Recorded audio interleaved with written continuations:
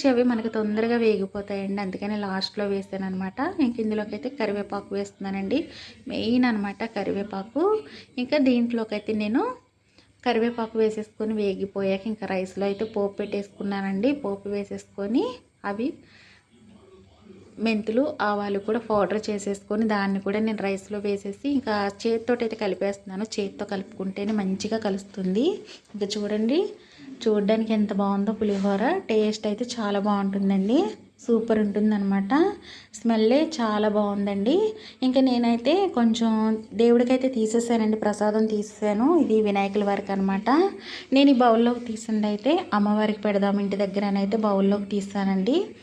ఇంకా వీటినైతే పక్కన పెట్టేసుకొని ఇంకా స్వామివారికి తీసిన ప్రసాదం అయితే పాపని గుడి దగ్గర ఇచ్చేసారమ్మన్నాను. పాప అయితే వెళ్ళింది.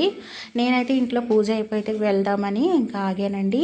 ఇంక ఇంట్లో అయితే దీపం పెట్టేసుకుంటున్నాను.